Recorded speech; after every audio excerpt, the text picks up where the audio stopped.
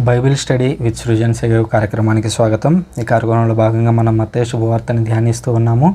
ఇవాళ మనం 15వ అధ్యాయాన్ని ధ్యానించబోతూ ఉన్నాము. ఇందులో మొదటి వచనం చూసినట్లయితే, అంతటా యెరూషలేము నుంచి కొందరు పరిసయ్యులు ధర్మశాస్త్ర బోధకులు యేసు వద్దకు వచ్చి, మీ శిష్యులు చేతులు కడుగుకొనకయే భోజనం చేయుచున్నారు, వారు ఏలా ఇట్లా పూర్వుల ఆచారమును మీరుచున్నారు అని అడిగిరి. అందుకు యేసు, పూర్వుల ఆచారములను అనుసరించినప్పుడు మరి మీరు మాత్రము దైవాజ్ఞలను మీరుటలేదా? ఏలైనా దేవుడు ఇట్లు ఆజ్ఞాపించను, నీ తల్లిని తండ్రిని గౌరవింపము, తల్లిదండ్రులను దూషించేవాడు మరణించునుగాక. ఎవడైనా తన తండ్రితో కానీ తల్లితో కానీ నా నుండి పొందవలసిన దైవార్పితమైనది అన్నచో అటివారు తమ తల్లిదండ్రులను ఆదుకునే అవసరం లేదని మీరు బోధించుచున్నారు. ఈ రీతిన మీరు పూర్వుల ఆచారం అనుసరించిన నెపమున దేవుని వాక్కును నిష్ప్రయోజనం చేయుచున్నారు. ఎంతో వంచకులారా, యెషయా మిమ్ముల గురించి ఎంత యథార్థంగా ప్రవచించను. ఈ ప్రజలు పెదవులతో నన్ను స్తుతించుచున్నారు, కానీ వారి హృదయములు నాకు కడు దూరంగా ఉన్నవి. మానవ కల్పిత నియమములను దైవాజ్ఞలుగా బోధించుచున్నారు, కావున వీరి ఆరాధన నిరర్థకము అని యేసుక్రీస్తు చెప్పడం మనం చూస్తున్నాం. ఇందులో గుర్తించాల్సినటువంటి విషయం ఏంటంటే, ఆచారాలు అనేటువంటి ప్రధాన అంశం. ఈ రోజుల్లో చూసినట్లయితే ప్రొటెస్టెంట్ సోదరులు, కథోలికులని మీరు అనేక ఆచారాలు పాటిస్తారు. ఆ ఆచారాలను ఎందుకు మీరు అనుసరిస్తారు? ఆచారాలను పాటించకూడదు. ఇప్పుడు ఉదాహరణకి క్యాథలిక్ చర్చెస్ దగ్గర చూసినట్లయితే ష్రైన్స్ దగ్గర టెంకాయలు కొట్టడం అయితేనేమి, క్యాండిల్స్ వెలిగించడం, ఊదికడ్డీలు వెలిగించడం, ఇట్లాంటివన్నీ చూసినప్పుడు వాళ్ళు అంటూ ఉంటారు, ఎందుకని ఇట్లాంటి ఆచారాలు పాటిస్తారు అని. అంటే ఇక్కడ యేసుక్రీస్తు అలాంటి ఆచారాలను సపోర్ట్ చేయడం మనం చూస్తున్నాం. అనగా యేసుక్రీస్తు ఆచారానికి వ్యతిరేకి కాదు. ఆచారం అనేది ప్రజలను దేవుని నుంచి దూరం చేస్తే అప్పుడు అది వ్యతిరేకమైంది, దేవుని ఆజ్ఞలకు వ్యతిరేకమైంది అనేది మనం గుర్తించాలి. సో ఇక్కడ గమనించినట్లయితే యెరూషలేము నుంచి కొందరు పరిసయ్యులు, ధర్మశాస్త్ర బోధకులు యేసుక్రీస్తు దగ్గరకు వచ్చారంట. సో వచ్చి ఏమని అడుగుతున్నారు, నీ శిష్యులు వాళ్ళు అబ్జర్వ్ చేసింది ఏంటంటే, అక్కడ ఏదో భోజనం పెట్టి ఉండొచ్చు, మేబీ అందరూ తింటూ ఉండొచ్చు. తినేటువంటి క్రమంలో యేసుక్రీస్తు శిష్యులు ఎవరు కూడా చేతులు కడుక్కోలేదు అనమాట. చేతులు కడుక్కున్నప్పుడు వచ్చి అడుగుతున్నారు, పూర్వుల ఆచారం ప్రకారం చేతులు కడుక్కోవాలి కదా, మరి మీ శిష్యులు ఎందుకని చేతులు కడుక్కోవట్లేదు అని అడిగారు.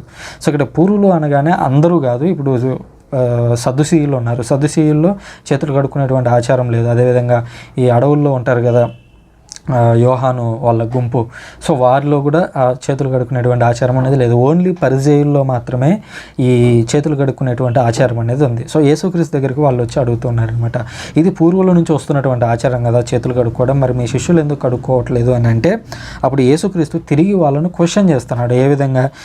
పూర్వుల ఆచారాలను ఆచరించినప్పుడు మరి మీరు మాత్రమే దైవాజ్ఞలను మీరట్లేదా?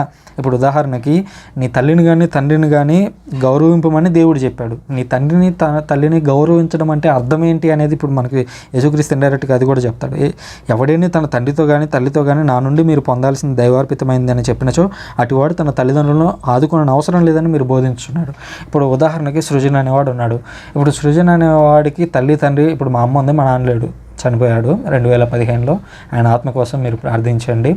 సో మా అమ్మ ఉంది. సో మా అమ్మని నేను పోషించాల్సినటువంటి బాధ్యత నా మీద ఉంది.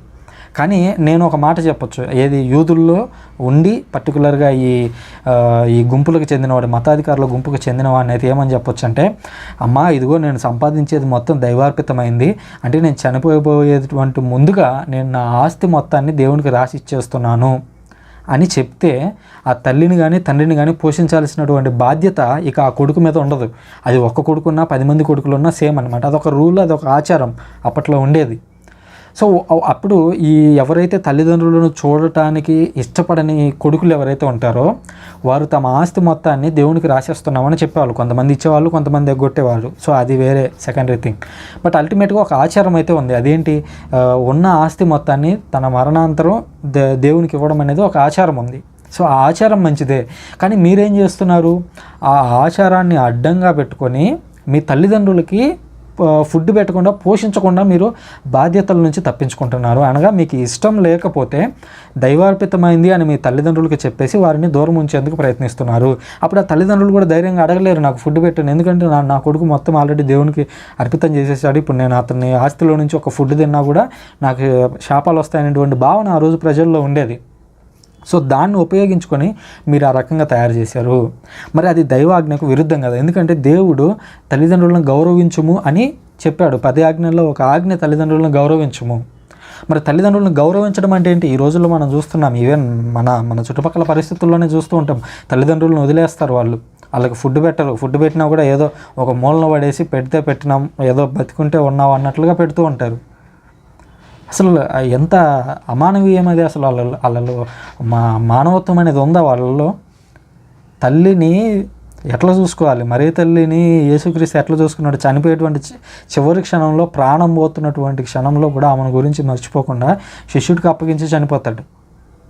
సో అంత గొప్ప స్థానాన్ని యేసుక్రీస్తు చూపించాడు ఆల్రెడీ తల్లిదండ్రుల పట్ల. మరి అట్లాంటిది నువ్వు నేను ఇంకా ఎంత గొప్పగా యేసుక్రీస్తుని అనుసరించాలి? యేసుక్రీస్తుకి వీడు గొప్ప భక్తుడురా అని అనిపించుకోవాలంటే యేసుక్రీస్తు చదివిన దానికంటే ఒక మొక్క ఎక్కువే చదవాలి, ఒక మొక్క ఎక్కువే చెయ్యాలి. అప్పుడే మనం అసలైనటువంటి శిష్యులం అవుతాం. సో యేసుక్రీస్తు ఇండైరెక్ట్గా ఇక్కడ ఏం చెప్తున్నాడు? దైవార్పితమైందని నువ్వు చెప్పుకో, బట్ నీ తల్లిదండ్రులను పోషించాల్సినటువంటి అవసరం నీ మీద ఉంది. తల్లిదండ్రులను గౌరవించడము అని అంటే దాంట్లోనే తల్లిదండ్రుల బాధ్యతలను చూడటం అనేటువంటి అంశం కూడా ఇమిడి ఉంది అనే విషయాన్ని యేసుక్రీస్తు ఇక్కడ ఇండైరెక్ట్గా చెబుతూ ఉన్నాడు. సో ఈ విధంగా మీరు పూర్వుల ఆచారాలను అనుసరించినప్పుడు దేవుని వాక్యం నిష్ప్రయోజనం చేస్తున్నారు. ఓకే, మీరు ఆ ఆచారం అనేది ఉంది, ఆచారం తప్పు కాదు. ఎందుకంటే మీకు ఉన్న దాంట్లో దేవునికి ఇవ్వడం అనేది ఎప్పుడు తప్పు కాదు. కానీ ఆ ఆచారం నెపమున దేవుని వాక్కుని నిర్లక్ష్యం చేస్తున్నారు. దేవుని వాక్యాన్ని తల్లిదండ్రులను గౌరవించాలి. మరి మీరు చేసేది ఏంటి? మీరు తల్లిదండ్రులను వదిలేస్తున్నారు. ఇది దేవుని ఆజ్ఞకు విరుద్ధమని యేసుక్రీస్తు చెప్పడం మనం చూస్తున్నాం. వంచకులారా, యెషయా మిమ్మల్ని గురించి అంత యథార్థంగా ప్రవచించాను. ఈ ప్రజలు పెదవులతో నన్ను స్తుతించుతున్నారు కానీ వారి హృదయంలో నాకు కడు దూరంగా ఉన్నవి. ఈ రోజుల్లో ఇదే చూసేది. ఈరోజు పరిచయుల్లో ఆ రోజు అట్లా ఉన్నారు, ఈ రోజుల్లో మనం కూడా ఉన్నాం ఇట్లాగే. మనం చూస్తే మన పెదవులన్నీ కూడా దేవుడా దేవుడా దేవుడా అంటుంటాయి ఎల్లప్పుడూ. కానీ మనం చేసేటువంటి క్రియలు, అదేవిధంగా మన హృదయాన్ని చూస్తే మాత్రం దేవునికి చాలా దూరంగా ఉంటుంది. సో అట్లా ఉండకూడదు మనం.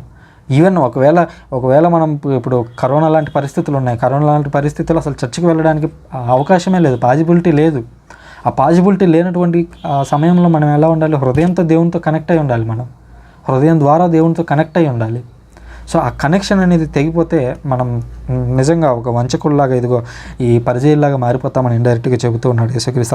9వ వచనంలో అంటున్నాడు, మానవ కల్పిత నియమములను దైవాజ్ఞలుగా బోధించుచున్నారు, కావున వీరి ఆరాధన నిరర్ధకము. ఈ రోజుల్లో అసలు ఎన్ని చూస్తామో. ఇప్పుడు ఉదాహరణకి ఇండియాలో గాజులు వేసుకుంటారు ఆడవారు గాజులు వేసుకుంటే ప్రొటెస్టెంట్ సోదరులు ప్రత్యేకించి దాన్ని అదేదో ఒక పెద్ద పాపంలాగా చూస్తారు. అందరూ కాదు, కొంతమంది, కొన్ని సంఘాల వాళ్ళు గాజులు వేసుకున్నా ఏం కాదని ఫీల్ అవుతారు. కొంతమంది సంఘాల వాళ్ళు అయితే అసలు ఇంకా అంటే జనరల్ మన ఇండియన్ ట్రెడిషన్లో చెప్పాలి అని అంటే విధవల్లాగా ఉంటారనమాట, ఏమీ వేసుకోకుండా. మరి ఇప్పుడు ఈ పురుషులు ఎవరైతే ఉన్నారో, ఇప్పుడు నేను వాచ్ పెట్టుకున్నా కదా, నన్ను ఎవడు కూడా వాచ్ ఎందుకు పెట్టుకున్నావు నువ్వు అని అడగరు. కానీ స్త్రీలు మాత్రం ఈ వాచ్ లాగే ఉండే ఒక గాజు వేసుకుంటే మాత్రం సమస్య వచ్చింది. ఎందుకు? అది ఇండియన్ ట్రెడిషన్ అని. అసలు వీళ్ళకి ఆల్రెడీ నేను దీని మీద ఆల్రెడీ కంప్లీట్గా ఒక వీడియో చేశాను. వీడియో లింక్ కూడా పైన ఇస్తాను నేను, దాన్ని కూడా చూడండి. గాజులు, బొట్టు అనేటువంటి ప్రత్యేకంగా ఈ 2 అంశాల మీదనే నేను ఒక వీడియో చేసి అది పైన కార్డులో లింక్ ఇస్తాను, దాన్ని కూడా చూడండి. సో గాజులు, బొట్టు, కమ్మలు ఇవన్నీ కూడా భౌతిక ఆచారాలు. ఈ భౌతిక ఆచారాలను నువ్వు పెట్టుకున్నంత మాత్రాన, వాచ్ పెట్టుకున్నంత మాత్రాన, గాజులు వేసుకున్నంత మాత్రాన నువ్వు దేవునికి దూరం అయిపోవు.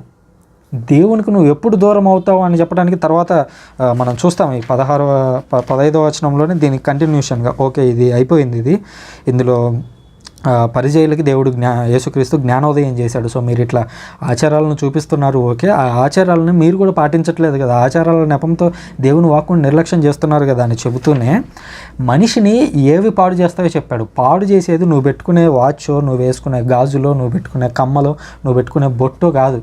ఓకే, ఈ కమ్మలకి, గాజులకి, బొట్టుకి హిందూ ట్రెడిషన్లో రకరకాల వ్యాఖ్యానాలు ఉండొచ్చు. ఇప్పుడు ఉదాహరణకి ఇక్కడ ఏదో బొట్టు పెట్టుకుంటే నేను విన్నదాని ప్రకారం చెప్తున్నాను, అదేంటంటే శనిదేవుడు అనేవాడు చూస్తూ ఉంటాడు ప్రజలందరినీ, ఎవరైతే బొట్టు లేరో వాళ్ళ మీదకి వచ్చి కూర్చుంటాడు. అసలు నెంబర్ 1 థింగ్ ఏంటంటే, నువ్వు ముందు క్రిస్టియన్ అయ్యావు అని అంటే యేసుక్రీస్తు తప్ప వేరే దేవుడు లేడు అని నమ్ముతావు. అట్లాంటప్పుడు ఎవరో శనిదేవుడు వచ్చి నీ నెత్తి మీద కూర్చుంటున్నాడు అంటే నువ్వు దాన్ని లిటరల్గా తీసుకోగలవా? తీసుకోలేవు. సో అంటే నీ వ్యూలో, సరే అది హిందువుల ట్రెడిషన్ ఎలా ఉంది, వాళ్ళ వ్యూ ఏంటి అనేది పక్కన పెడితే, నీ వ్యూలో అసలు ఆ శని అనేది ఎగ్జిస్టెన్స్లో లేదు. ఎగ్జిస్టెన్స్లో లేనప్పుడు నువ్వు మళ్ళీ శని వచ్చి నెత్తి మీద కూర్చుంటాడు కాబట్టి బొట్టు పెట్టుకుంటారు కాబట్టి నువ్వు బొట్టు పెట్టుకోకుండానే యేసుక్రీస్తు రక్షిస్తా అంటే అంత అంత అంత బలహీనుడా యేసుక్రీస్తు? నువ్వు బొట్టు పెట్టుకుంటే యేసుక్రీస్తు రక్షణను అందించలేనంత బలహీనుడు. నువ్వు గాజులు వేసుకుంటే దేవుడు ఆ గాజులను దాటి లోపలికి రాలేనంత బలహీనుడా యేసుక్రీస్తు? సో ఇవన్నీ భౌతిక ఆచారాలు. ఇప్పుడు నువ్వు గాజులు ఇక్కడ వేసుకుంటావు, ఆఫ్రికా పోతే అక్కడ ఇంకో కొత్త ట్రెడిషన్ ఉంటుంది. ఇది ఎక్కడ చూస్తామంటే వాకాండా సినిమా, వాకాండా అంటే బ్లాక్ ప్యాంథర్, మార్వెల్ సినిమాస్ నేను చూస్తానని చెప్పాను. ఇక్కడ కూడా ఇంకొకటి క్రైస్తవులు సినిమాలు చూడొచ్చా అనేటువంటి డౌట్ కొంతమందికి వస్తుంది. నేను దాని మీద వీడియో చేశాను, పైన కార్డులో లింక్ ఇస్తాను, దాన్ని కూడా చూడండి. మార్వెల్ సినిమాలో అందులో ఆఫ్రికాలో ఉండే ఒక తెగవారు ఇక్కడ ఇవన్నీ గాజుల్లాగా ఉంటాయి. ఇక్కడ ఏదో వాటిని ఏమని పిలవాలో నాకు తెలియదు, గాజుల్లాగా కడియాల్లాగా ఉంటాయి సింపుల్గా చెప్పాలంటే. అది ఇక్కడ వరకు పెట్టుకుంటారు వాళ్ళు, ఈ మెడ మొత్తం దాన్ని కవర్ చేస్తారు. అది వాళ్ళ ట్రెడిషన్. మేబీ అది ఆరోగ్యానికి చెడ్డదైతే దాన్ని పీకి పక్కన పడేయండి, అవసరమేం లేదు మనకి. బట్ అది ఆరోగ్యానికి హాని చేయనంత వరకు వాళ్ళ ట్రెడిషన్ని మనం గౌరవించడంలో తప్పేముంది? ఆ కడియం వేసుకున్నంత మాత్రాన నేనేం దేవుని యొక్క కృప అనేది నీ మీదకి రాకుండా ఆగిపోతుందా? లేదు కదా. సో అట్లా మనం ఆలోచించాలి. దానికి విభిన్న మతాల్లో విభిన్న రకాల వ్యాఖ్యానాలు ఉండొచ్చు, బట్ ఆ వ్యాఖ్యానాలు అది ట్రూత్ కాదు. ఇప్పుడు నువ్వు ఇప్పుడు ఒక గుడిలో నుంచి తెచ్చి బొట్టు పెట్టుకుంటావు, అదే ఒక షాప్లో నుంచి కొనుక్కొని తెచ్చుకొని బొట్టు పెట్టుకుంటావు. మరి రెండు ఒకటేనా అంటే? అల్టిమేట్గా చూస్తే అక్కడ పదార్థం ఒకటే, కాకపోతే దాని బ్యాక్గ్రౌండ్ వేరు. ఇది షాప్ నుంచి వచ్చింది, అది గుడి నుంచి వచ్చింది, కాబట్టి నువ్వు టెన్షన్ పడతావు. సో అట్లా భయపడాల్సిన పని లేదు. ఇంకొకటి, క్రైస్తవులు ప్రసాదం తినొచ్చా అని అంటారు.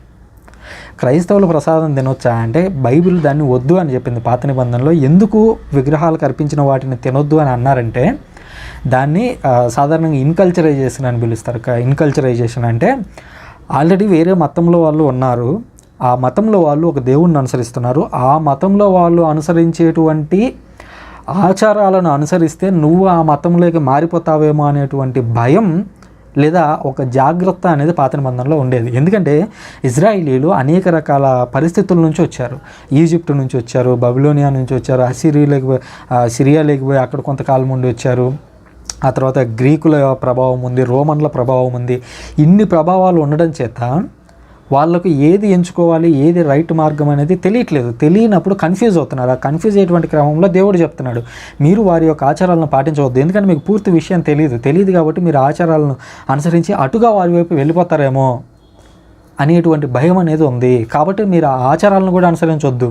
ఇప్పుడు పాత నిబంధనలో మనం చూస్తాం, ఉదాహరణకు పంది మాంసం తినొద్దు అని చెప్తారు. పాత నిబంధనలో మనం చూసినట్లయితే అన్క్లీన్ యానిమల్ అని చెప్తాడు, అంటే అది అశుద్ధమైంది అని చెప్తాడు. మరి ఈ రోజుల్లో చూసినట్లయితే ప్రపంచ దేశాల్లో, ప్రత్యేకించి అమెరికా లాంటి అభివృద్ధి చెందిన దేశాల్లో పంది మాంసాన్ని వాళ్ళు ప్రతిరోజు ఉదయం టిఫిన్లో తింటారు. మరి ఎందుకు తింటున్నారు? మరి అది నిజంగా అనారోగ్యం కలిగించేదైతే ఈ టైంకి అమెరికాలో చచ్చిపోయి ఉండాలి. అక్కడ ఉండేటువంటి ఫుడ్ అండ్ డ్రగ్ అడ్మినిస్ట్రేషన్ దాన్ని వద్దని చెప్పి ఉండాలి. మరి దాన్ని అనుమతించారు ఫుడ్ తినడానికి. ఎందుకని మరి అట్లా జరిగింది అని అంటే, అప్పట్లో అక్కడ ఉన్నటువంటి ఇతర మతాల వాళ్ళు పందులు తినేవారు. సో మీరు పంది మాంసం తినడం ప్రారంభిస్తే వాళ్ళల్లో కలిసిపోతారేమో, అదేంటంటే అల్టిమేట్గా మీ ఫెయిత్ నుంచి మీరు మారిపోతారేమో అనేటువంటి ఉద్దేశం. కానీ ఇప్పుడు ప్రస్తుత సమాజంలో ఆ తర్వాత నాలెడ్జ్ అనేది వేళ్ళ ముందే జస్ట్ టైప్ చేస్తే చాలు అంత సమాచారం మన కళ్ళెదురుగా ఉన్నప్పుడు, మన చుట్టూ ఉన్నవారు ఒక కమ్యూనిటీలో మనం జీవిస్తూ ఉన్నప్పుడు మనం వేరే మతాల వైపు ఆకర్షితులు అవ్వడం అనేది చాలా తక్కువ. సో అట్లాంటప్పుడు ఆ ఆచారాలు అనేవి మనల్ని పెద్దగా ప్రభావితం చేయలేవు. ఇప్పుడు ఉదాహరణకి నేనే లిటరల్గా చెప్తున్నాను, చిన్నప్పటి నుంచి ఏ హిందూ కానివ్వండి, ముస్లిం కానివ్వండి, ఏదైనా సరే వాళ్ళు ప్రసాదం అనేది తీసుకొచ్చినప్పుడు నేను ఏ రోజు కూడా కాదనకుండా, అది ఏ గుడిదైనా కానివ్వండి, తిరుపతి నుంచి పూరి దాకా ప్రతి గుడిది తిన్నాను. లిటరల్గా నేనే చెప్తున్నాను, తిన్నాను. బట్ ఇంకా నేను బతికే ఉన్నాను. ఒకవేళ దేవుడికి నా మీద కోపం వచ్చి ఈ టైంకి నన్ను చంపేసి ఉండాలి, లేదా ఒకవేళ నేను లేదు బ్రదర్ నువ్వు ఇప్పుడు ఏం కాదు, నీకు దేవుడు అవకాశాలు ఇస్తున్నాడు, నేను చచ్చిపోయిన తర్వాత నేను నరకంలో వేసి మంట పెడతాడు అని చెప్తారేమో. ఓకే, నేను అప్పుడు కూడా పరలోకంలో మీకు కనిపించి మీకు చెప్తానేమో అప్పుడు కూడా, చూడండి నేను పరలోకానికి వచ్చానని. అల్టిమేట్గా మనం గమనించాల్సింది ఏంటంటే, నువ్వు ఈవెన్ ఇప్పుడు యేసుక్రీస్తుకే అప్పగించు. నువ్వు ఇప్పుడు నీ దగ్గర గోధుమ పిండి ఉంది, తీసుకుని వెళ్ళి యేసుక్రీస్తుకి ఇవ్వు. నువ్వు యేసుక్రీస్తుకి ఇస్తున్నావు అంటే నువ్వు ఇతరులకు సాయం చేస్తున్నావు అని అర్థం. సో దాంట్లో ఏ మార్పు ఉండదు, పిండిలో ఏ మార్పు ఉండదు. సో అట్లాగే ఏదైనా సరే ఒక విగ్రహానికి అర్పిస్తున్నారంటే నువ్వు దాన్ని తినడం ద్వారా నువ్వు ఆ సంస్కృతి వైపు అలవాటు పడతావేమో, నువ్వు ఆ మతం మారిపోయి వేరే వైపు వెళ్తావేమో అనేటువంటి ఆలోచనలో దేవుడు పెట్టినటువంటి ఆ లిమిటే కానీ అది, లిటరల్గా అది నాశనం చేస్తుందని కాదు. ఈవెన్ ఫోర్క్ కూడా అంతే, ఆ పోర్క్, పంది మాంసం కూడా అంతే. పంది మాంసం అనేది కూడా ఒక లిమిట్ అది. ఎందుకనంటే నువ్వు ఆ కల్చర్ వైపు ఆకర్షితులు అవ్వద్దు అని చెప్పడానికి. సో మీరు అట్లాంటి వాటిని ఆలోచించొద్దు. అప్పుడు యేసు జనసమూహంలో చెంతకు పిలిచి, మీరు ఈ పలుకును ఆలకించి గ్రహింపుడు, మనుష్యుని మాలిన్యపరుచున్నది నోటి నుంచి వెలువడినదే కానీ నోటిలోనికి పోయినది కాదు. బాగా ఆలోచించండి. నోటి నుంచి వచ్చేది మాత్రమే మనిషిని మలినపరుస్తుంది, లోపలికి పోయేది ఏది కూడా మాలిన్యపరచదు. ఇప్పుడు పంది మాంసం అనేటువంటి దాని గురించి మాట్లాడాం. పాత నిబంధనలో దాన్ని వద్దన్నాడు, పాత నిబంధనలో ఇంకా చాలా వద్దన్నాడు. మరి ఆ లిస్ట్ చాలా పెద్దగా ఉంటుంది, నాకు అవన్నీ గుర్తులేవు. బట్ ఈవెన్ ఇప్పుడు పాములు, పిల్లులు, కుక్కలు, గాడిదలు అన్నీ ఉన్నాయనుకుందాం. మరి చైనా పోతే ఇవన్నీ తింటారు వాళ్ళు. అదేంటంటే కల్చరల్ డిఫరెన్స్. అక్కడ ఉన్న వాళ్ళు 150 కోట్ల మంది ఉన్నారు. 150 కోట్ల మందికి ఓన్లీ రైస్ మాత్రమే వండించి పెట్టడం అనేది అసాధ్యం. అది అంత దొరకదు. అట్లా దొరకదు కాబట్టి ఇంకొక ఇండస్ట్రీ అనేది దానికి ప్రత్యామ్నాయంగా, దానికి పోటీగా ఎదుగుతూ ఉంటుంది. ఇప్పుడు ఈవెన్ ఫేస్బుక్ ఉంది ఉదాహరణకి. ఫేస్బుక్ ఉన్నప్పుడు ఫేస్బుక్లో మీ అభిప్రాయాలను వీలుగా చెప్పేందుకు ఫేస్బుక్ అందుబాటులో ఉన్నప్పుడు ట్విట్టర్ ఎందుకు పుట్టుకొచ్చింది, లేదా ఇన్స్టాగ్రామ్ ఎందుకు పుట్టుకొచ్చింది? ఆ లాజిక్ చెప్పమంటారా? ఫేస్బుక్లో ప్రతి ఒక్కరు పోస్ట్ చేయొచ్చు, సృజన పోస్ట్ చేయొచ్చు, లేదా మీరు పోస్ట్ చేయొచ్చు, లేదా అమెరికా అధ్యక్షుడు బైడెన్ కూడా పోస్ట్ చేయొచ్చు. కానీ ట్విట్టర్లోకి వెళ్ళేసరికి ఏమవుతుంది, అక్కడ సెలబ్రిటీస్ మాత్రమే, ఎవరికైతే ఎక్కువ ప్రభావితం చేయగలిగేటువంటి వారు ఉంటారో వారికి మాత్రమే అది ఎక్కువగా పరిమితం. మీరు కూడా షేర్ చేయొచ్చు, మీరు కూడా ట్వీట్ చేయొచ్చు, బట్ అది ఎక్కువ మంది చూడరు. ఎవరైతే ఎక్కువ మంది ఫాలోవర్స్ ఉంటారో వాళ్ళకి అక్కడ ఎక్కువ ఇంపార్టెన్స్ ఉంటుంది. ఫేస్బుక్లో ఏంటి అట్లా కనిపించదు. సో అది మళ్ళీ ఇన్స్టాగ్రామ్కి వెళ్ళారనుకోండి, అది ఇమేజ్ స్పెసిఫిక్, అంటే అందంగా ఫొటోస్లో తీసి అందులో పెట్టడం, అందులో కనిపిస్తూ ఉంటుంది. ఇది ఫేస్బుక్లో జనరల్గా మ్యాటర్ బేస్డ్ ఉంటుంది. ఎక్కువ మ్యాటర్ ఫొటోస్ కూడా ఉంటాయి, బట్ ఫొటోస్ అనేవి ఇన్స్టాగ్రామ్లో ఎక్కువ అందంగా కనిపిస్తాయి. సో అంటే ప్రతిదానికి కూడా ప్రత్యామ్నాయం ఉంటుంది. అట్లాగే ఫుడ్ అనేది కూడా 150 కోట్ల మంది ఉన్నప్పుడు 150 కోట్ల మందికి మొక్కజొన్నను, రైస్ను పండించి పెట్టడం అసాధ్యం. సో దానికి పోటీగానే అనేక రకాల జంతువులను వాళ్ళు తినడం అలవాటు చేసుకున్నారు. ఎందుకంటే అక్కడ అడవులు పెద్ద దేశము, అడవులు పెద్దగా ఉంటాయి. సో అక్కడ సాధారణంగానే జంతువులు కూడా ఎక్కువగా లభిస్తూ ఉంటాయి కాబట్టి అట్లా తినడం వాళ్ళు అలవాటు చేసుకున్నారు. మరి వాళ్ళందరూ ఇప్పుడు నరకానికి పోతారా చైనీయులు అంతే కాదు కదా. అందుకని యేసుక్రీస్తు అంటున్నాడు, మనుష్యుని మాలిన్యపరచున్నది నోటి నుంచి వెలువడినదే కానీ లోపలికి పోయేది కాదు. మనిషి లోపల నుంచి బయటకు వచ్చేవి ఏంటి? అయితే మంచి మాటలు వస్తాయి, లేదా చెడ్డ మాటలు వస్తాయి. సో ఈ రెండిటల్లో ఏది చెడగొడుతుంది మనుషుల్ని? చెడ్డ మాటలు మాత్రమే మనుషుల్ని చెడగొడతాయి. అల్టిమేట్గా మీరు మనుషులని మంచి మార్గంలో నడిపించాలన్నా, చెడు మార్గంలో నడిపించాలన్నా మీ నోట్లో నుంచి వచ్చేవే. సో అవి మాత్రమే చెడగొడతాయి. మీరు ఏం తింటున్నారనేది పెద్ద విషయమే కాదు అనే విషయాన్ని యేసుక్రీస్తు ఇక్కడ ఇండైరెక్ట్గా చెబుతున్నాడు. అంతేకాకుండా అప్పుడు శిష్యులు ఆయన వద్దకు వచ్చి, పరిసయ్యులు నీ మాటలకు మండిపడుతున్నారని నీకు తెలియనా అని ప్రశ్నించారు. అందుకే ఆయన, నా పరలోక తండ్రిని నాటిన ప్రతి మొక్క వేరుతో పెళ్లగింపబడను, వారి నాట్లో ఉండనిండు. వారు గుడ్డి నాయకులు, గుడ్డివారికి గుడ్డివాడు మార్గం చూపించో ఈ ఇద్దరూ గుంతలో కూలుదురు అని సమాధానం ఇచ్చింది. ఇప్పుడు దీన్ని అందరికీ అన్వయించవచ్చు. ఇప్పుడు ఉదాహరణకి పరిచయాలు వచ్చి అంటున్నారంట, ఇవన్నీ చెబుతూ ఉన్నప్పుడు శిష్యుల దగ్గరికి వచ్చి వాళ్ళు మండిపడుతూ ఉన్నారు. ఆ విషయం శిష్యులు వచ్చి యేసుక్రీస్తుకి చెప్తున్నారు, వాళ్ళు మండిపడుతున్నారనే విషయం నీకు తెలుసా అంటే అప్పుడు యేసుక్రీస్తు అంటున్నాడు, సో ఏమంటున్నాడు, నా పరలోక తండ్రి నాటిన ప్రతి మొక్క వేరుతో సహా పెళ్లగించబడుతుంది. వాళ్ళు నా తండ్రి నాటిన మొక్క, వాళ్ళు కలుపు గింజ. ఎందుకనంటే వాళ్ళు మారట్లేదు ఎంతగా చెప్పినా కూడా. అందుకనే చూడండి ఇక్కడ అంటున్నాడు కదా 8వ వచనంలో, ఈ ప్రజలు నన్ను పెదవులతో స్తుతించుతున్నారు కానీ వారి హృదయాలు నాకు దూరంగా ఉన్నాయి. వాళ్ళు ఎప్పుడు కూడా ఆచారాలు స్పెసిఫిక్గా నడుస్తూ ఉన్నారు. ఆచారాలే ప్రధానంగా దేవుని యొక్క ఆజ్ఞలు అన్నట్లుగా జీవిస్తున్నారు. కానీ అట్లా కాదు. ఇదిగో మీరు ఎంతవరకు అర్థం కాలేదా? నోటిలోనికి పోవునదంతయు ఉదరంలో ప్రవేశించి ఆ పిమ్మట విసర్జించబడుతున్నదని మీకు తెలీదా? నువ్వు పంది మాంసం తింటావా, లేదా బీఫ్ తింటావా, చికెన్ తింటావా, మటన్ తింటావా? ఈ రోజుల్లో మనం కూడా చూస్తున్నాం, బీఫ్ తినే వాళ్ళు ఏమో తక్కువ, తర్వాత బీఫ్ పోర్క్ అంటే పంది మాంసము లేదా ఎద్దు మాంసం పెద్ద కూర అంటారు చూడండి, ఇది ఎక్కువగా ఎస్సీ కేటగిరీలో ఉండే మాలా మాదిగలు ఇంకా ఏమైనా చిన్న ఇతర కులాలు ఉంటే వాళ్ళు తింటారు. కాబట్టి వాళ్ళు చిన్నవాళ్ళు, వాళ్ళు తక్కువ చూపు చూడాలి. ఎవరైతే మేక మాంసం తింటారో వాళ్ళు పెద్ద గొప్పవాళ్ళు, అంటే వాళ్ళు హయ్యర్ క్యాస్ట్లు. ఈ డిఫరెన్స్ మనకు కనిపిస్తూ ఉంటుంది. అది నేను కూడా ఇక్కడ ఓపెన్ అప్ అవ్వడం మంచిదేమో. నేను కూడా ఎస్సీ కేటగిరీకి చెందినవాడిని.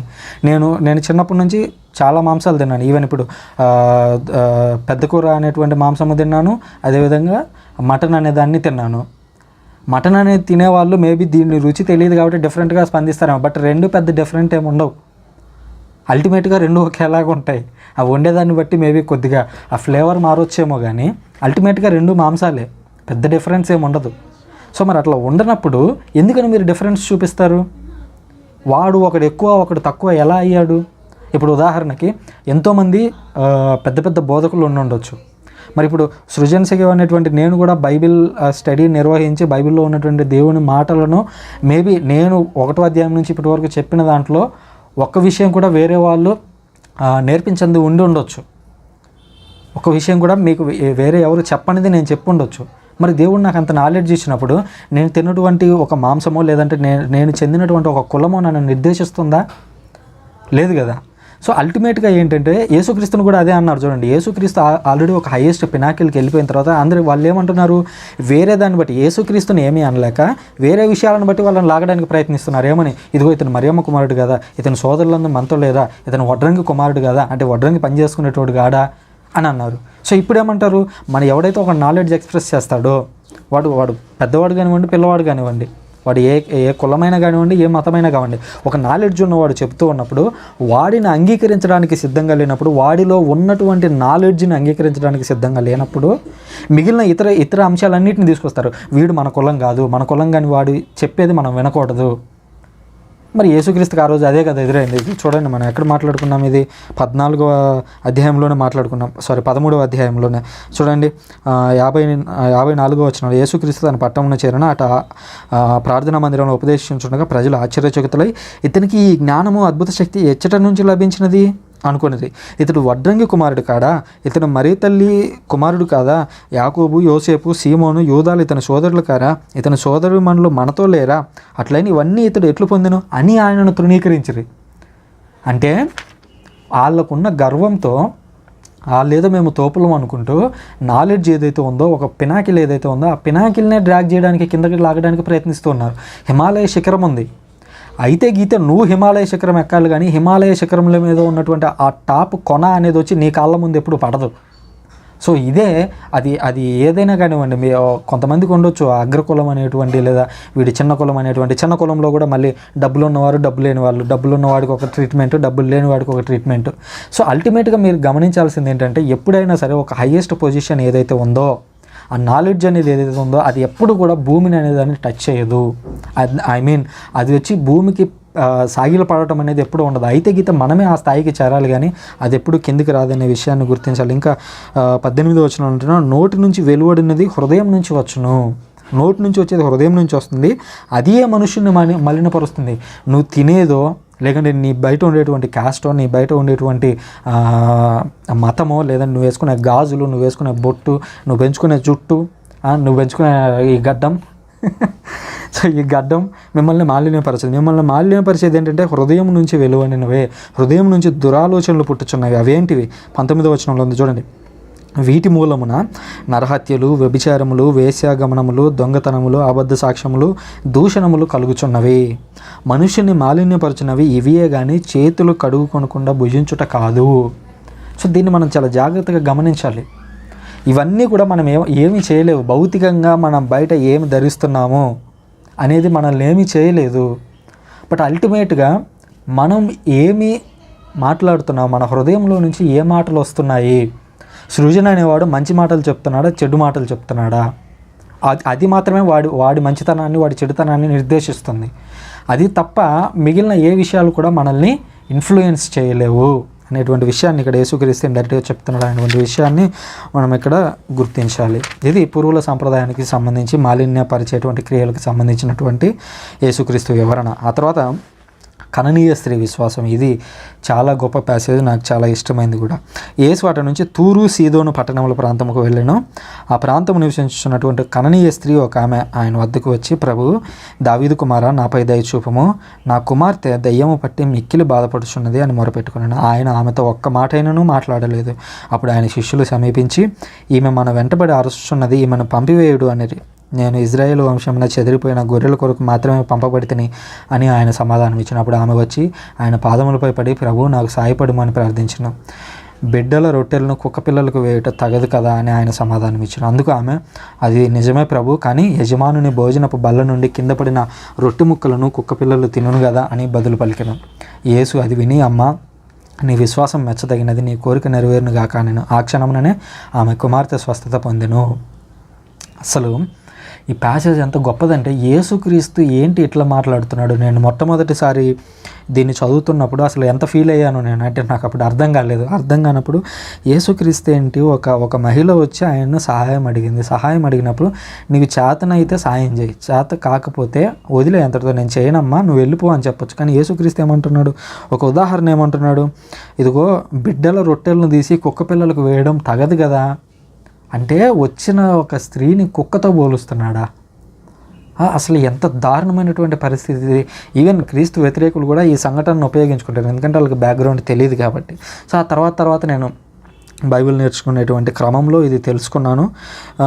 దాని గురించి ఇప్పుడు ఒకసారి మనం వివరణ చూద్దాం. మొదటిగా ఏంటంటే తూరు సీదోను పట్టణాలకు వెళ్ళాడు. ఇవి యూదేతరులు నివసిస్తున్నటువంటి ప్రాంతాలు, చాలా కొద్ది మంది మాత్రమే యూదులు ఉండేవారు. సో అప్పుడు ఒక కననీయ స్త్రీ యేసుక్రీస్తు వద్దకు వచ్చి అంటుంది, ప్రభు, దావీదు కుమారా, నాపై దయ చూపుము, నా కుమార్తె దయ్యము పట్టి మిక్కిలి బాధపడుచున్నది. సో యేసుక్రీస్తుని దావీదు కుమారా అని అడ్రస్ చేసిందంటేనే సొలొమోనుగా వర్ణిస్తూ ఉంది. సొలొమోను దేంట్లో స్పెషాలిటీ, ఆయన దెయ్యాలను వదలగొట్టడంలో, దెయ్యాల ఎక్సోర్సిజం అనేటువంటి టాపిక్లో యూదులకి ఎక్సోర్సిజం, దెయ్యాలను వదలగొట్టారు అనగానే గుర్తొచ్చేటువంటి మొదటి వ్యక్తి సొలొమోను. దీని గురించి మనం ఆల్రెడీ మాట్లాడుకున్నాము ఒక అధ్యాయంలో. సో మీరు ప్రీవియస్ వీడియోస్ చూసినట్లయితే మీకు అది అర్థమవుతుంది. సో ఆ ప్రభు, దావీదు కుమార, నాపై దయ చూపుము, నా కుమార్తె దెయ్యం పట్టి మిక్కిలి బాధపడుచున్నదని మొరపెట్టుకున్నాను. అయితే యేసుక్రీస్తు ఆమెతో ఒక్క మాట కూడా మాట్లాడలేదు, చాలా సైలెంట్గా ఉన్నాడు. ఈమె మన వెంటబడి అరుస్తున్నది. అప్పుడు శిష్యులు, యేసుక్రీస్తు సైలెంట్గా ఉంటే అప్పుడు మన వాళ్ళు సైన్యం ఉందిగా యేసుక్రీస్తుకి, వీళ్ళ రంగంలోకి దిగారనమాట. అంటే యేసుక్రీస్తు ఏమో సెలబ్రిటీ, యేసుక్రీస్తు బౌన్సర్లు శిష్యులు అనమాట.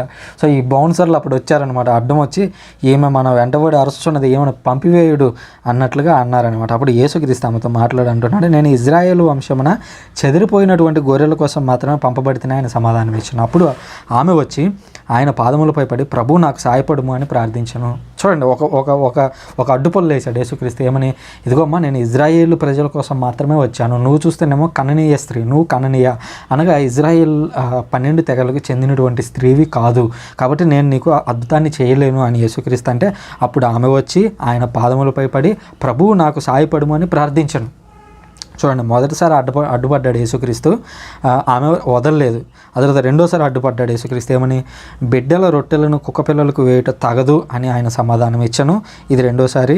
ఇక మూడోది, యేసుక్రీస్తు అందుకు ఆమె సమాధానం ఇస్తుంది. ఆమె సమాధానం ఇస్తూ అంటుంది, నిజమే ప్రభు, కానీ తమ యజమానుని భోజనపు బల్ల నుండి కింద పడిన రొట్టె ముక్కలను కుక్క పిల్లలు తింటాయి కదా అని బదులు పలికెను.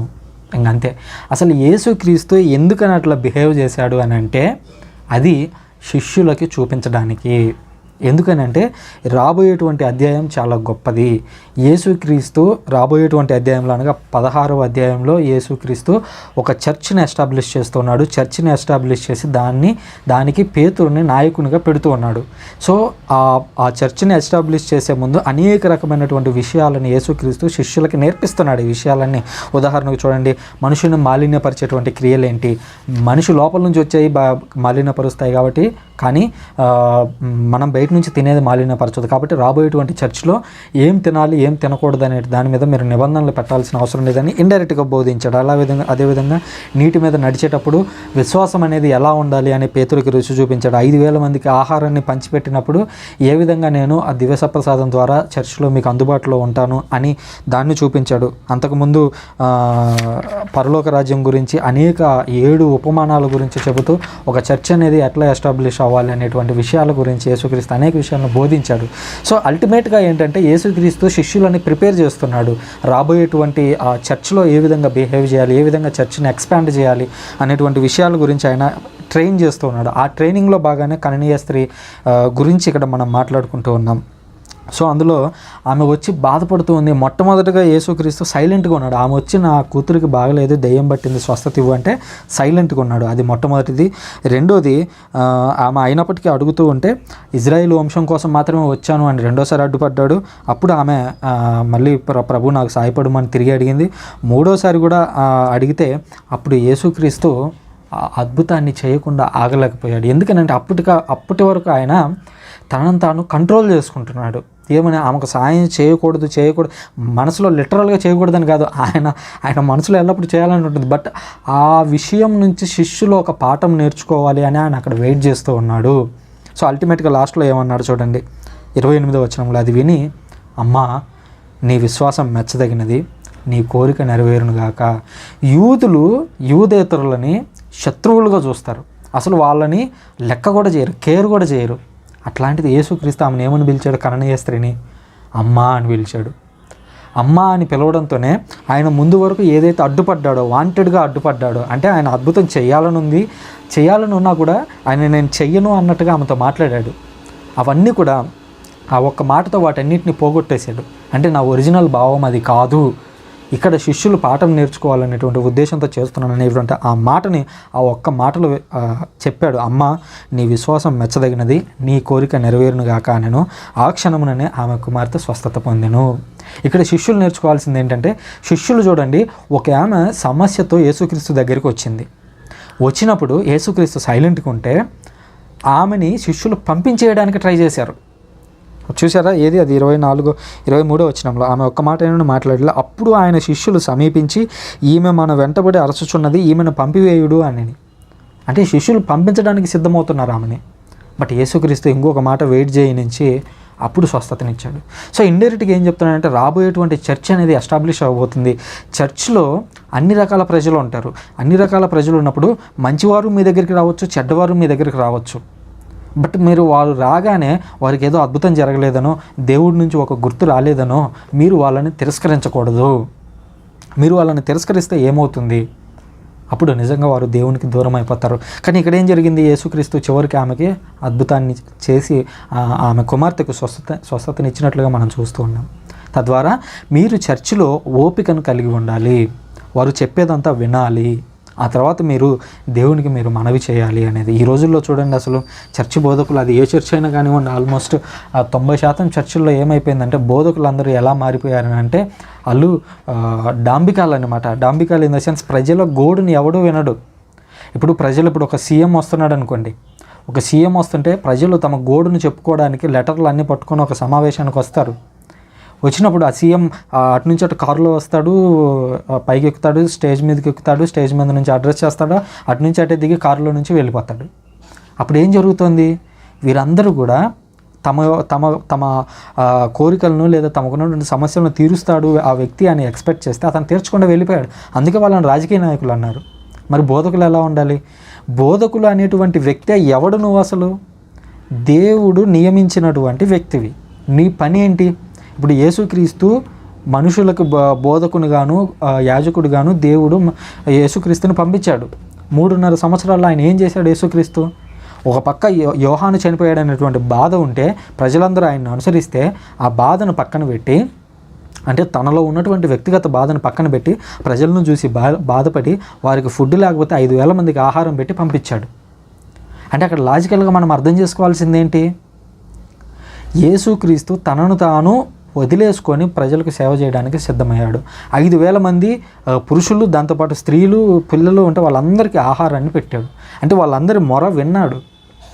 మరి మీరు బోధకులై ఉండి మీరు ఒక ఫాదర్ స్థాయిలో, ఒక పాస్టర్ స్థాయిలో, ఒక బిషప్ స్థాయిలో, ఒక కార్డినల్ స్థాయిలో ఉండి మీరు ప్రజల సమస్యలను వినలేకపోతే, ప్రజల కోసం మీరు సమయాన్ని కేటాయించలేకపోతే, ప్రజల సమస్యలను మీరు అడ్రస్ చేయలేకపోతే మీ వల్ల ప్రయోజనం ఏంటి? దేవుడు మిమ్మల్ని చూసి హర్షిస్తాడా?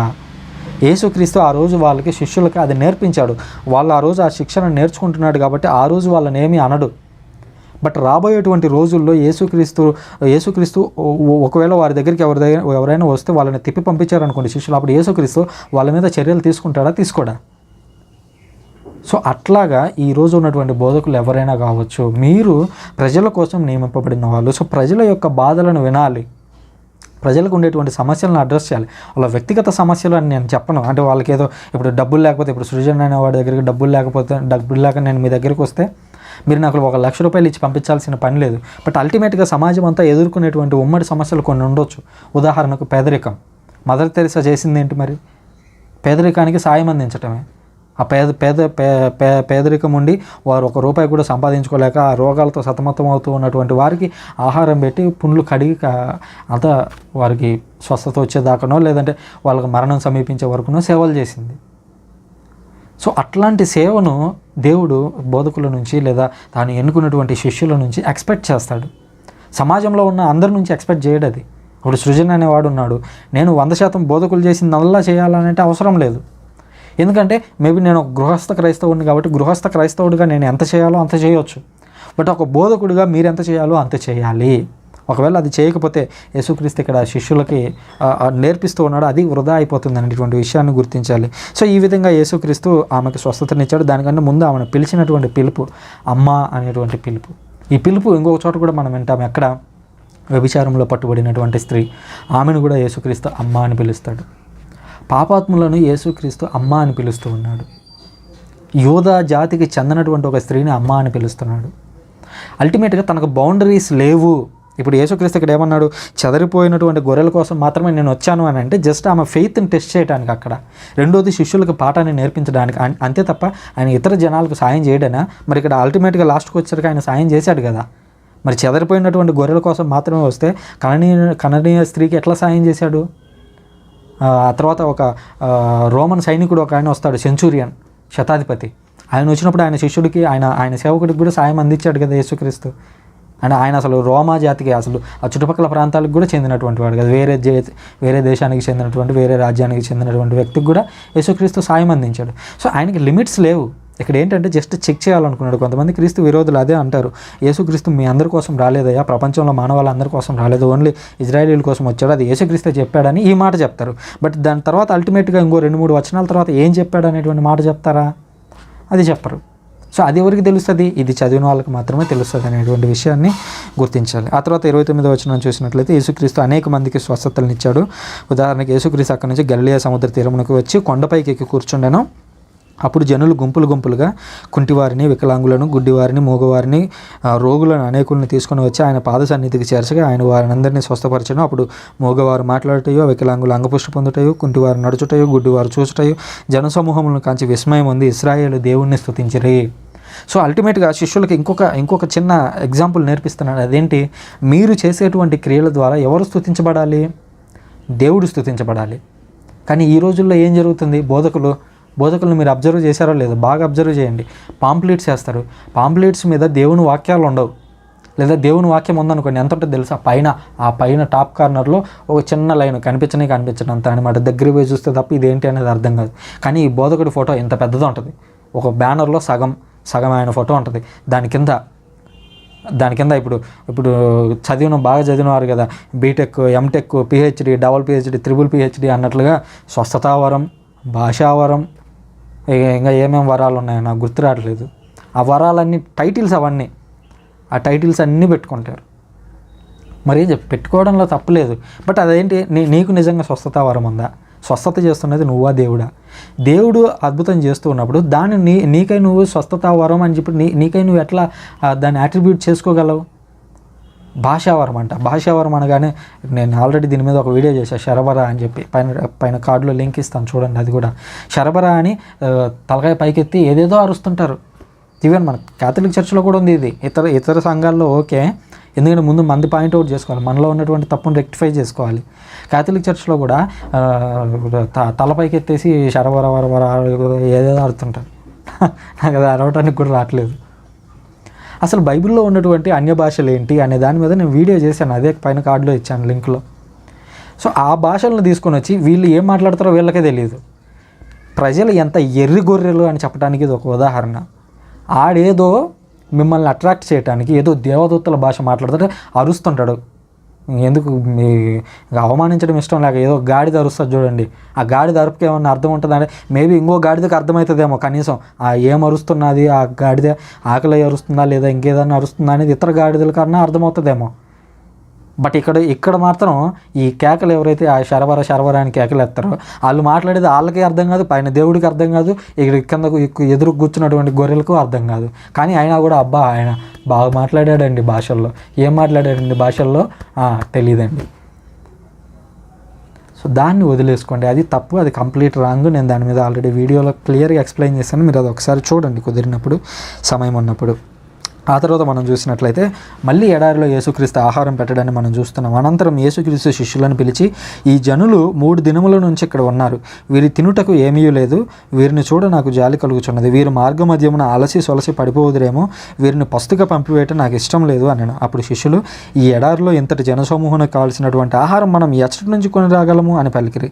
అంతటా యేసుక్రీస్తు, మీ వద్ద ఎన్ని రొట్టెలు ఉన్నవని అడగగా 7 రొట్టెలు కొన్ని చిన్న చేపలు ఉన్నవని పలికిరి. ఆయన జనసమూహంలో నేల మీద కూర్చోబెట్టి ఆజ్ఞాపించి 7 రొట్టెలను తీసుకొని ధన్యవాదములు అర్పించి త్రుంచి శిష్యులకు ఇచ్చి వారికి వారు జనసమూహాలకు పంచిపెట్టి వారందరూ భుజించి సంతృప్తి చెందినట 7 గంపల నిండా ఎత్తిరి. స్త్రీలు పిల్లలు మినహా భుజించిన వారు 4,000 మంది పురుషులు. సో ఇది అబ్జర్వ్ చేస్తే మనకు ఇంతకుముందు అధ్యాయంలో మనం ఆల్రెడీ మాట్లాడుకున్నాము. 14వ అధ్యాయంలో 5,000 మందికి ఆహారం అనేటువంటి అంశం గురించి మాట్లాడుకున్నాం. ఎగ్జాక్ట్ సేమ్, ఏం మార్పు లేదు, జనాలు లేనటువంటి ప్రదేశంలోనే ఉన్నారు. కాబట్టి నేను దీన్ని ఎక్కువగా ఎక్స్ప్లెయిన్ చేయట్లేదు, బట్ ఇందులో ఉన్నటువంటి కీలక విషయాలను మాత్రమే చెప్తాను. సేమ్ అక్కడ 5,000 మంది ఉన్నారు, ఇక్కడ 4,000 మంది ఉన్నారు. అక్కడ కూడా వీళ్ళకి ఆహారం మనమే పెడదామని యేసుక్రీస్తు అన్నాడు, ఇక్కడ కూడా యేసుక్రీస్తు వీళ్ళకి ఆహారం మనమే పెడదామని. అక్కడ కూడా శిష్యులు అన్నారు, సో ఎట్లా ఇంతమందికి ఆహారం ఎక్కడ తెస్తామని. ఇక్కడ కూడా శిష్యులు అదే మాట అంటున్నారు. చూడండి, ఒక రోజు ముందు, మరి గ్యాప్ ఎంత ఉందో తెలియదు, మనకైతే ఒక అధ్యాయం మాత్రమే గ్యాప్ ఉంది. మేబీ ఒక నెల ఉండొచ్చు, మహా అయితే ఒక 2-3 నెలలు ఉండొచ్చు గ్యాప్. సో ఆ గ్యాప్లోనే యేసుక్రీస్తు 5,000 మందికి ఆహారం పెడితే ఈరోజు 4,000 మందే ఉన్నారు. శిష్యులు చూడండి ఇక్కడికి వచ్చాక మర్చిపోయారు, అరే ఇంతకుముందు 5,000 మందికి ఆహారాన్ని పెట్టాడు, మరి ఇప్పుడు 4,000 మందికి పెట్టడం ఏమన్నా విషయమా? కానీ వీళ్ళు ఏమంటున్నారు చూడండి, యేసుక్రీస్తులు 33వ వచనంలో, అప్పుడు శిష్యులు, ఈ ఎడారిలో ఇంతటి జనసమూహంకి కావాల్సిన ఆహారం మనం ఎచ్చటి నుంచి కొని రాగలం? ఇంతకుముందు 5,000 మందికి పెట్టాడు కదా, 5,000 మందికి పెట్టంగా లేనిది నీకు ఇప్పుడు ఏంటి 4,000 మందికి డౌట్ వచ్చింది? సో అది మనం ఇక్కడ కీలకంగా గుర్తించాలంటే యేసుక్రీస్తు శిష్యులు కూడా కొన్ని విషయాలను మర్చిపోతున్నారు. అట్లాగే ఈరోజు బోధకులు కూడా దేవుడు తమకు ఇచ్చినటువంటి ఆజ్ఞలను కావచ్చు, దేవుడు ఇచ్చినటువంటి ఆదేశాలను, దేవుడు ఇచ్చినటువంటి సూచనలు మనం మర్చిపోయి మనకు నచ్చినట్టు మనం జీవిస్తూ ఉండొచ్చు. బట్ మనం గుర్తు చేసుకోవాలి, దేవుడు మొట్టమొదటిగా నన్ను పిలిచినప్పుడు నాకు ఏ ఆజ్ఞలు ఇచ్చాడు, నాకు ఎలాంటి పిలుపునిచ్చాడు అనేది మనం గుర్తు చేసుకోవాలి మనల్ని మనం. అట్లా గుర్తు చేసుకున్నప్పుడు తప్పకుండా విషయం అనేది మనకు అర్థమవుతుంది. సో అక్కడ కూడా 7 రొట్టెలు దొరికాయి, ఆ తర్వాత కొన్ని చేపలు దొరికాయి. వాళ్ళందరినీ కూర్చోబెట్టి యేసుక్రీస్తు మళ్ళీ వాటన్నిటిని తీసుకొని ఆకాశం వైపు చూసి 7 రొట్టెలను తీసుకొని ధన్యవాదాలను అర్పించి త్రుంచి శిష్యులకి ఇచ్చు. ఇది కూడా దివస ప్రసాదాన్ని అర్పించేది. ప్రొటెస్టెంట్ సోదరులు ఎవరైనా చూస్తుంటే మీరు ఒక్కసారైనా మీ చుట్టుపక్కల గ్రామాల్లో మీరు ఏ ఊర్లో అయితే ఉంటారో ఆ ఊరికి మినిమం 3-4 ఊర్ల పరిధిలోనే క్యాథలిక్ చర్చ్ అనేది డెఫినెట్గా ఉంటుంది. సో అక్కడ ప్రతి ఆదివారం కూడా ఉదయం మ్యాక్సిమం 7 నుంచి 9, 10 లోపుగా ఆ దివ్యబలి పూజ అనేది ప్రారంభం అవుతుంది. సో అది కనుక్కొని కుదిరితే మీరు ఒకసారి దివ్యబలి పూజకి వెళ్ళండి. ఎందుకంటే మనం అల్టిమేట్గా చూస్తేనే ఏదో ఒకటి గ్రహించగలం, మనం చూడకుండా అసలు క్యాథలిక్స్ ఏం చేస్తున్నారనేది గ్రహించలేకపోవచ్చు. సో మీరు అక్కడికి వెళ్ళి మీకు అర్థమైనా కాకపోయినా ఒక గంట సేపు ఉండొచ్చు, మేబీ ఒక గంట సేపు అక్కడ కూర్చొని చూడండి వాళ్ళు ఏం చేస్తున్నారనేది. ఈ అద్భుతాల్లో ఏదైతే చూస్తామో మనము 5,000 మందికి అద్భుతము, 4,000 మందికి ఆహారం పెట్టినటువంటి అద్భుతము, యేసుక్రీస్తు కడరా భోజనంలో ఆయన పలికినటువంటి మాటలు, అవన్నీ కూడా దివ్యబలి పూజలో ఎగ్జాక్ట్గా రెప్లికేట్ అవుతాయి. ఆ దివ్యబలి పూజ ప్రార్థన మొత్తం బైబిల్ నుంచి తీసుకున్నది అనడానికి అదొక ఉదాహరణ. సో మీరు దాన్ని చూడాల్సిందిగా మిమ్మల్ని ఒకసారి కోరుతున్నాను. సో సేమ్ అక్కడ కూడా 5,000 మందికి పెడితే వాళ్ళు సంతృప్తి పడ్డారు, ఇక్కడ 4,000 మందికి పెడితే వీళ్ళు కూడా సంతృప్తి పడ్డారు. సంతృప్తి చెందిన తర్వాత వాటన్నిటిని గంపలేకి ఎత్తితే ఇక్కడ ఎన్ని గంపలైనాయి? అక్కడ 12 గంపలైనాయి, ఇక్కడికి వచ్చేసరికి 7 గంపలైనాయి. సో 7 అనేది కూడా ఒక ప్రామినెంట్ నెంబర్ యూదా చరిత్రలో 7 అనేది సంపూర్ణతకు సూచన. అంటే ఇక నీకు ఏ లోటు లేదు అని చెప్పడానికి ఒక సూచన. రెండోది ఒప్పందానికి కూడా సూచన 7. సో అంటే 7 అనేటువంటి నెంబర్, వాళ్ళు ఒట్టు అనేటువంటి పదం ఉంది కదా, సో మాట ఇవ్వడం, ఒట్టు అనేటువంటి పదానికి కూడా 7 అనేటువంటి నెంబర్ ఏదైతే ఉందో ఆ నెంబర్నే వాళ్ళు ఆ పదంగా ఉపయోగిస్తారనమాట. అంటే ఇప్పుడు నేను నీకు మాట ఇస్తున్నానంటే నేను నీకు 7 ఇస్తున్నాను అని అర్థం అనమాట. అది పాత నిబంధనలు మొత్తం కూడా అదే ఉంటుంది. యాక్చువల్గా అది గ్రీకు బైబిల్లోను హీబ్రూ బైబిల్లోను చదివితే ఒకే పదం ఉంటుంది అనమాట. 7 అని వచ్చిన చోట, ఒట్లు అనే మాట వచ్చిన చోటల్లా కూడా ఒకటే మాట ఉంటుంది. ఆ పదం ఏంటి అనేది నేను విన్నాను కానీ చదివాను కానీ నేను అది మర్చిపోయాను. ఆ పదం ఏంటి అనేది కావాలంటే మీరు గూగుల్లో చేస్తే మీకు అది ఈజీగానే దొరుకుతుంది. సో 7 అనేటువంటి నెంబర్ ప్రామినెంట్. దేవుడు మనల్ని ఎల్లప్పుడూ పోషిస్తాడు. శిష్యులకి చెప్తున్నాడు ప్రత్యేకంగా 7 అనే దాన్ని 7 గంపలకి ఇంకా రొట్టెలు మిగలడం ద్వారా నేను ఎల్లప్పుడూ మీతో ఉంటాను. సో మీకు సంపూర్ణత అనేది ఎల్లప్పుడూ అందుతూనే ఉంటుంది అనేటువంటి విషయాన్ని యేసుక్రీస్తు వారికి స్పష్టం చేస్తున్నాడు అనేటువంటి విషయాన్ని మనం ఇక్కడ గుర్తించాల్సి ఉంది. ఇది 15వ అధ్యాయానికి సంబంధించింది. ఆ తర్వాత యేసుక్రీస్తు జనసమూహాలను పంపివేసి పడవ ఎక్కి మగ్దలా ప్రాంతంలోకి వెళ్ళాను. ఇది 15వ అధ్యాయము. 16వ అధ్యాయంలో మనం ప్రత్యేకించి ఇది చాలా గొప్ప చాప్టర్, ఎందుకంటే ఇక్కడ చర్చ్ అనేది ఎస్టాబ్లిష్ అవుతుంది. పేతురును పోపుగా, పేతురు ప్రధాన కేంద్రంగా యేసుక్రీస్తు చర్చ్ని ఎస్టాబ్లిష్ చేయడం మనం 16వ అధ్యాయంలో చూస్తాము. కాబట్టి ఈ 15వ అధ్యాయంలో మీకు ఏదైనా డౌట్ ఉన్నట్లయితే తప్పకుండా కామెంట్ బాక్స్లో రాయండి, దాని గురించి నేను తప్పకుండా